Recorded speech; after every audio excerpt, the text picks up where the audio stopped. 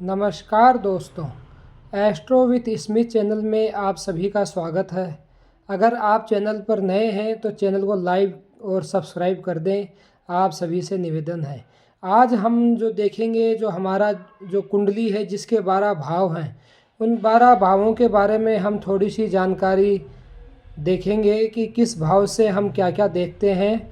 और कुंडली में जो हम अध्ययन करते हैं, कुंडली में जो हम प्रेडिक्शन लगाते हैं और देखते हैं कि किसी व्यक्ति के जीवन में क्या घटित होने वाला है, उसमें सबसे महत्वपूर्ण कुंडली है। कुंडली में हम देखें तो कुंडली में 12 भाव हैं जो लगन से शुरू होकर और 12वें भाव तक स्थित हैं। अब हम देखेंगे कुंडली का प्रथम भाव। प्रथम भाव को हम कहते हैं लगन। लग्न में आप देखें, लग्न से हम देखते हैं किसी व्यक्ति का शरीर उसका कैसा है, उसकी रंग उसका कैसा है, उसकी आकृति, उसकी शारीरिक रंग रूप और उसकी आकृति कैसी है, उसका रूप कैसा है। हम इसे ज्ञान से भी देखते हैं कि उसका जो ज्ञान है वो भी लग्न से देखा जाता है, पहले भाव से। पहला भाव जो हम शारीरिक दृष्टिकोण से देखें तो ऊपर से हम शुरू करते हैं, तो जो मस्तिष्क है जिसे हम सर कहते हैं, तो सर और मस्तिष्क वो लग्न है, उसे हम लग्न से देखते हैं। तो हमारे शरीर में जो मस्तिष्क है वो हमारा लग्न है। हमारा शील कैसा है वो भी हम पहले भाव से देखते हैं। हमारा विवेक, हमें धैर्य कितना है, वो भी पहले भाव से हम देखते हैं, लग्न से। हमारा स्वभाव कैसा है और हमें विनम्रता कितनी है, ये सभी जो चीज़ें हम देखते हैं वो हम लग्न से और पहले भाव से देखते हैं। हम कुंडली में जब देखते हैं तो कुंडली में जो भाव हैं, प्रथम द्वितीय तृतीय, ये कभी नहीं बदलते, ये हमेशा स्थिर रहते हैं। उत्तर भारत में जो कुंडलियाँ जो हैं उसमें भाव स्थिर रहेंगे और राशियाँ परिवर्तित होती रहेंगी। इसमें आपको राशि कोई भी देखने को मिलेगी आपकी जन्म कुंडली के अनुसार, 1 2 3 4 5 6 7 8 9 10 11 12 तक, लेकिन लग्न स्थिर रहेगा। लग्न आपकी कुंडली का प्रथम स्थान ही रहेगा। अब हम द्वितीय भाव में चलते हैं। द्वितीय भाव से हम व्यक्ति के बारे में क्या विचार करते हैं कुंडली देखकर। द्वितीय भाव को जो कहा गया है वो कहा गया है ये धन, किसी व्यक्ति के पास कितना धन होगा, उसकी धन की स्थिति कैसी होगी, यह कुंडली के द्वितीय भाव से पता चलता है। उसके पास धान्य, खाना पीना, घर में अनाज कितना होगा, ये द्वितीय भाव से देखते हैं। वो संपत्ति कितनी अर्जित करेगा, वो भी द्वितीय भाव से देखते हैं। द्वितीय भाव आपके वाणी का भी कारक है, किसी व्यक्ति की वाणी कैसी होगी, ये द्वितीय भाव में बैठे ग्रह उस पर पड़ रही दशाओं से पता किया जा सकता है। द्वितीय भाव आपके परिवार का, आपके कुटुंब का है, वो भी द्वितीय भाव से देखते हैं। और शारीरिक रूप से देखें तो द्वितीय भाव से आपका जो दायां नेत्र है, दाईं आँख, वो भी द्वितीय भाव से देखा जाएगा। और अब हम चलते हैं कुंडली के तीसरे तृतीय भाव पर। अब तृतीय भाव जिस चीज़ का कारक है वो पहला हम देखेंगे कि हमारे जो छोटे भाई बहन हैं, छोटे भाई बहन का स्थान, तीसरा स्थान, उनके बारे में किसी भी तरह का विचार करना हो छोटे भाई बहन के बारे में, तो कुंडली के तीसरे भाव से हम उनका पता लगाया जा सकता है। हमारा जो पराक्रम है, इस जीवन में पराक्रम कैसा होगा, वह भी कुंडली के तीसरे भाव से पता किया जा सकता है। हमारे पड़ोसी कैसे होंगे, आपको कैसे पड़ोसी मिलेंगी, जिस जगह आप रहते हैं उस जगह आपके पड़ोसी कैसे होंगे, यह भी कुंडली के तीसरे भाव से पता किया जा सकता है। तीसरे भाव में आपके शरीर में देखें तो पहले में गला आया, और तीसरे पहले में जो था वो आपका सर, और तीसरे में हम देखेंगे तो आपका गला। आपका जो गला है वो तीसरे भाव का कारक है। तीसरा भाव जो यात्राओं का कारक आ गया, यात्राओं में हम देखें तो छोटी यात्राएं जो होंगी वो तीसरे भाव में स्थित ग्रहों की स्थिति को देखकर पता लगाया जा सकता है। फिर हम आते हैं चौथे भाव में। चतुर्थ भाव को कहा गया है सुख का भाव। एक व्यक्ति अपने जीवन में सुखी रह पाएगा या नहीं, वो कितना सुख पाएगा, सुख का भाव हमारा चतुर्थ भाव। चतुर्थ भाव से हमारी माता का भाव भी देखा जाता है। जो हमारे भूमि और भवन, स्थायी संपत्ति कैसी होगी, वो चतुर्थ भाव से। द्वितीय भाव से जो हमने देखा धन, वो होता है नगद, कैश कितना है। और चौथे भाव में हम देखेंगे कि हमारे पास स्थायी संपत्ति, भवन और भूमि कितनी होगी, हमारे पास वाहन कितने होंगे, ये चौथे भाव से देखेंगे। और शारीरिक रूप से देखें तो हमारे जो फेफड़े हैं, जो लंग्स, वो चौथे भाव से देखकर उनके बारे में पता लगाया जा सकता है कि कौन सा ग्रह स्थित है, उसकी दशा कैसी है और किस तरह की परेशानी आने वाली हैं। तो चौथे भाव से फेफड़ों से संबंधित परेशानी का पता लगाया जा सकता है। अब हम आ जाएं पंचम भाव पर।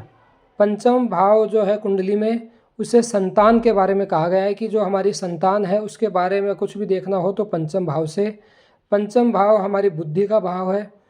पंचम भाव हमारी विद्या का है। एक व्यक्ति कितनी विद्या अर्जित करेगा, उसकी पढ़ाई कितनी होगी, वो पंचम भाव से।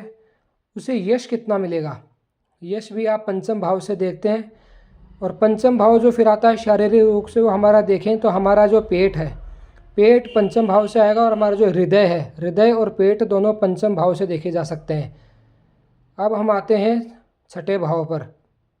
जिस प्रकार कहा गया है कि कुंडली में त्रिक भाव हैं 6, 8 और 12, तो उसमें जो छठा भाव है, छठे भाव से हमारी रोग, शारीरिक शरीर में जो रोग होंगे, रोग, रिपु, हमारे शत्रु कैसे होंगे, कम होंगे, ज़्यादा होंगे, ऋण हम पे कितना होगा, कितना लोन लेगा, चुका पाएगा या नहीं पाएगा, ये सब, और कोई मुकदमेबाजी हो, कोई केस हो, वो भी हम छठे भाव से देखेंगे। छठे भाव को नौकरी का भाव भी कहा गया है कि ये व्यक्ति, अगर इसमें ग्रह की स्थिति देखकर पता लगाया जा सकता है कि ये नौकरी करेगा, नौकरी में सफल होगा या नहीं। तो नौकरी का भाव भी जो है वो भी छठा भाव है। अब हम आ जाते हैं सप्तम। सप्तम जो है, सप्तम बिल्कुल लग्न के सामने वाला भाव है। तो सप्तम भाव को हम समझ सकते हैं कि आपके सामने खड़ा हुआ व्यक्ति, जो भी आपके सामने व्यक्ति खड़ा होगा वो सप्तम भाव है। अगर आप किसी से बात कर रहे हैं, कोई आपके सामने खड़ा है, तो हम मानेंगे कि वो आपका सप्तम भाव है। कैसा होगा सप्तम भाव कुंडली में हम देखते हैं तो वो विवाह के लिए देखा जाता है, जीवन साथी के लिए देखा जाता है। जीवन साथी कैसा होगा, विवाह कैसा होगा, काम का भाव है, हमारी सेक्स लाइफ जो है वो भी सप्तम भाव से देखी जाती है। वासना का जो भी भाव है वो भी सप्तम भाव है। और हमारे जो दैनिक कार्य हैं, दैनिक, वो भी सप्तम भाव से देखे जाएंगे। सप्तम को मार्केश भी कहा गया है। कुंडली में हम देखें तो दूसरा और सातवां, ये दोनों मारक भाव हैं, 2, 7 और 12। तो सातवें भाव को मार्केश स्थान, मारक स्थान भी कहा गया है। आप पार्टनरशिप में कोई काम करते हैं, किसी के साथ साझेदारी में कोई बिजनेस करते हैं, तो वो भी सप्तम भाव से देखा जाएगा। आपका बिल्कुल सामने जो शत्रु होगा, जो आपके सामने होगा, पीछे से नहीं, जो दिखाई देने वाला होगा, उसका विचार भी सप्तम भाव से किया जाता है। अब हम आते हैं अष्टम भाव पर। अष्टम भाव जिसे कहा गया है 6, 8 और 12 त्रिक भाव में, अष्टम भाव को मृत्यु का भाव भी कहा गया है। अष्टम भाव से क्योंकि मृत्यु का भाव है, तो इससे आपकी आयु भी देखी जाएगी कि ये व्यक्ति जो है वो जीवन में कितनी आयु प्राप्त करेगा। तो ये जीवन का भी भाव हो गया कि आपका जो जीवन होगा वो कितना होगा। आपकी जो विदेश की यात्राएं हैं वो भी अष्टम भाव से देखी जाएंगी। अष्टम भाव को शमशान कहा गया है। अष्टम भाव को आपको गुप्त विद्याओं का भाव कहा गया। अष्टम भाव को ओकल्ट का भाव कहा गया। अष्टम भाव की जो भी छुपी हुई चीज़ें, ज़मीन के जिसे जो रत्न हैं वो भी अष्टम भाव हैं। शरीर में जो गुप्तांग हैं वो भी अष्टम भाव हैं। जो भी जिस तरह की भी विद्याएं जो पूरी दुनिया में छुपी हुई हैं, छुपे हुए सभी कामों के लिए अष्टम भाव का बड़ा महत्व है। और जिस किसी व्यक्ति को अगर ज्योतिष के बारे में, ओकल्ट के बारे में, तंत्र मंत्र और साधना, तंत्र मंत्र साधना का जो भाव है वो भी अष्टम भाव है। अष्टम भाव में स्थित ग्रहों के माध्यम से पता लगाया जा सकता है कि व्यक्ति इस तरह में वो तंत्र में है, मंत्र में है। तो अष्टम भाव में अगर आप देखें, अष्टम भाव में स्थित ग्रह व्यक्ति को बहुत आगे तक भी पहुंचा सकते हैं, और वो किस जगह जाएगा उसे पूरा पता लगाया जा सकता है कुंडली में स्थित ग्रहों के अनुसार। अब हम आते हैं कुंडली के 9वें भाव पर। 9वें भाव को कुंडली का भाग्य भाव कहा गया। इसे धर्म स्थान भी कहा गया, इसे तीर्थ स्थान भी कहा गया, क्योंकि जो आपका भाग्य है वो आपका कितना साथ देगा, भाग्य के कारण कोई व्यक्ति इस जीवन में कितनी प्राप्तियां कर पाएगा, वो भी कुंडली के 9वें भाव से पता लगाया जा सकता है। आपके जो पत्नी है उसका भाई, मतलब आपका साला, उसका स्थान भी आप देखें तो वो भी 9वें स्थान से देखा जा सकता है। संन्यास वो भी 9वें भाव से देखा जा सकता है। कोई व्यक्ति किस तरह की शिक्षा, अगर उच्च शिक्षा, विदेश में जाकर शिक्षा प्राप्त करे, वो भी आप 9वें भाव से देख सकते हैं। आपको गुरु कैसा मिलेगा, आपका गुरु कैसा होगा, धर्म से संबंधित सभी बातों के लिए 9वें भाव बड़ा महत्वपूर्ण है। अब हम आते हैं कुंडली के 10वें भाव पर, जिसे हम 10वां भाव कहते हैं, जो हमारा कर्म का स्थान है। 10वें स्थान से आपके पिता के बारे में पता लगाया जा सकता है, पिता किस तरह के होंगे। आपको राज्य के द्वारा मिलने वाली सभी प्राप्तियां 10वें स्थान से देखी जाती हैं। आपका कार्यस्थल कार्य और कारोबार वो भी 10वें स्थान से देखा जाएगा। अगर आपको कोई बड़ा पद मिलने वाला होगा तो कुंडली में आपकी दशमेश की स्थिति को देखकर पता लगाया जा सकता है कि व्यक्ति राज्य पद पर होगा, कितना ऊपर तक जाएगा और उसके पास कितने अधिकार होंगे। जैसे ये राजयोग वाला भी उसको भाव कहा जाता है। जैसे कई बार हम देखते हैं प्रधानमंत्री, राष्ट्रपति, मतलब जिनके पास अंतिम रूप से किसी कागज़ पर साइन करने का मतलब आखिरी आदेश देने वाला ग्रह दशम। अगर किसी का दशमेश मजबूत है, उच्च अपने स्थान में बैठा है, उच्च नक्षत्र में उच्च और नक्षत्र भी सही है उसके, तो हम देखेंगे कि वो व्यक्ति राज्य पर राज करने वाला होगा, उसका अधिकार होगा, उसकी प्रभुता होगी, एक राज होगी और उसकी पूरे समाज में, पूरे देश में उसकी प्रतिष्ठा होगी। ये दशम भाव से हम देखते हैं।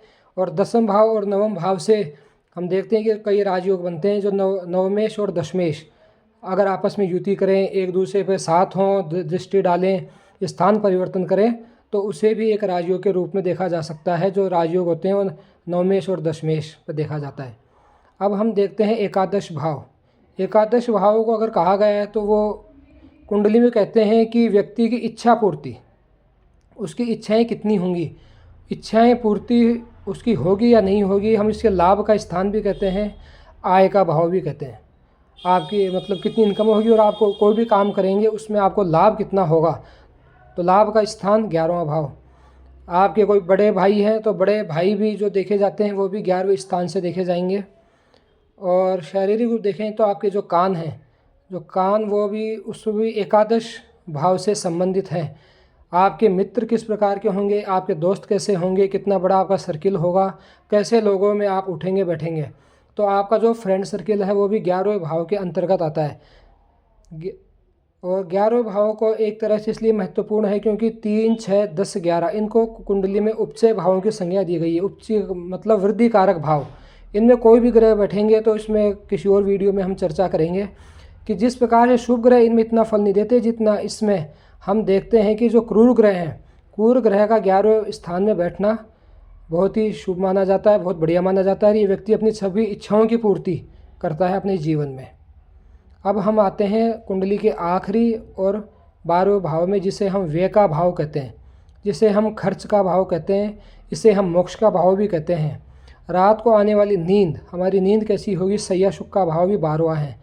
हमें व्यय का भाव होने से हमें कितना नुकसान होगा किस व्यापार में, तो हानि भी दर्शाता है 12वां भाव। 12वां भाव विदेश का कारक है। फॉरेन कंट्री से जो भी होने वाले लाभ, हमारा व्यापार जो भी है वो 12वें भाव से देखते हैं, द्वादश से। 12वें भाव को जेल भी कहा गया है। अगर किसी व्यक्ति की कुंडली में कारागार योग है, जेल योग है तो भी 12वें भाव से देखते हैं। अस्पताल को भी हम 12वें भाव से देखते हैं। और जो हमारा बायां नेत्र है वो भी हम 12वें भाव से देखते हैं। तो इस प्रकार हमने आज देखा कि एक बिल्कुल वैसे हम एक एक ग्रह पर खूब चर्चा हो सकती है, लेकिन मोटा मोटा जो हमने देखा मुख्य रूप से समझने के दृष्टिकोण से कि जो आपकी कुंडली के 12 भाव हैं उनसे हम व्यक्ति के किस तरह का विचार कर सकते हैं। धन का विचार कहाँ से करेंगे, हम विदेश का विचार कहाँ से करेंगे, हम उसकी नौकरी का विचार कहाँ से करेंगे और हम उसके काम का विचार कहाँ से करेंगे। तो कुंडली के जो सभी भाव हैं, ये काल पुरुष की कुंडली जो मेष लगन की है, मेष लगन की कुंडली में ये भाव स्थिर ही रहेंगे और ये जो अपना फल देंगे। जो भी कोई ग्रह होगा, जो भी आपके लग्न के अनुसार लग्न बदलते रहेंगे, ग्रह बदलते रहेंगे, तो लेकिन जो माना जाएगा कुंडली के जो भावों का जो काम है वो यथा इस स्थिति रहेगा। ग्रहों की दृष्टि और ग्रहों के स्थान के कारण वो चर्चा का बाद में विषय है, वो अलग परिवर्तित होते रहेंगे। आप सभी का हार्दिक धन्यवाद। मिलेंगे अगले टॉपिक पर जब हम डिस्कस करेंगे।